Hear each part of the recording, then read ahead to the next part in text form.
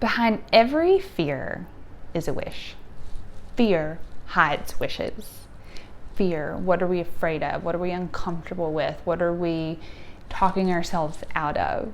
And it's not that the wish is too bold or too grand or too unimportant. It's that we don't believe in it, that we're on the fence. Oh my gosh, the most uncomfortable place to be is on the fence.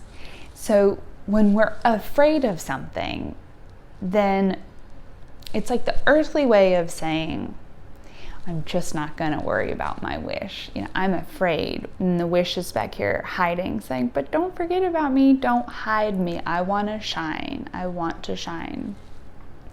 So what is a wish in your life, and what is a corresponding fear? And I'll ground this with a really easy example. I love the idea of traveling, but that was more of an idea in the past for us rather than a reality.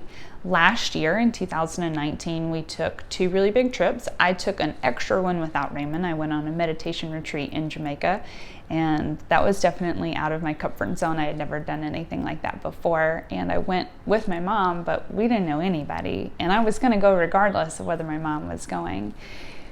But back to the other 2 trips with Raymond and I, we enjoyed the idea of traveling, but we kept staying pretty small. We would go to Pinehurst or we would go to Asheville. These are really beautiful places in our state, but we're not getting any younger. And if we keep going to these same places, we're never actually gonna broaden our horizon and travel. So last year we went to the West and we went to New York. The West didn't feel as scary, but New York did. And I had been once, I was 15. Raymond had been never. Sorry for Cody. And the scary part about New York was, this is gonna sound really silly, is it was like I was afraid the city was gonna swallow us whole. That it was just gonna eat us up and churn us out and just spit us out. Stupid little Southerners, what did they think about coming to New York? It just felt like a really scary city because we didn't know how to navigate it. We didn't know anything about subways. We didn't know anything about ferries. Was it going to be expensive? We heard that it was expensive. I downloaded the Uber app 2 days before we went to New York. I mean, we're not big travelers. We don't need that kind of stuff. But we went. We stayed in Brooklyn. It was a bit of a playing small move on my part. And as we were looking over the East River into Manhattan, we thought maybe we'll just stay here. Maybe we'll stay on this side of the river. Well, we ended up pushing through our discomfort and our fear, and we went to Manhattan. We took a little ferry boat. We took it all the way down to the bottom of Wall Street, and then we walked for hours and hours and hours, and we took pictures, and I gave Raymond a talking to because he went into some jewelry store and they locked us in. I mean, it was awful. He thought it was hilarious, but I thought it was awful. We met a friend. We were in the East Village. We made it to Soho. I mean, it was awesome. We wanted to catch the ferry back to Brooklyn. It was 10 o'clock at night. We walked a long way under the FDR all the way back to the ferry station, and it was closed. I mean, it's like all those worst case scenarios that the fear was coming up with was coming true. But we called an Uber. We got back to the hotel. We're safe. We were fine.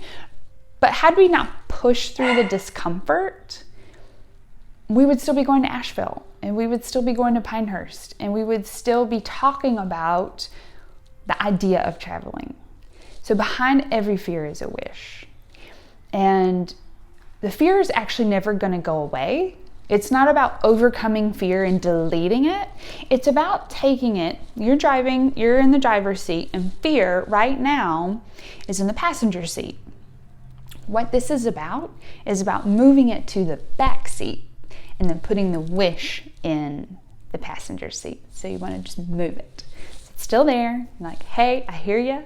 I know you got a couple concerns, but we're just going to keep going anyways. And the best way to continue to move through a fear is to continue to push yourself in places that make you feel anxious, make you feel uncomfortable. It could be going to a party solo. It could be as simple as walking into a party solo.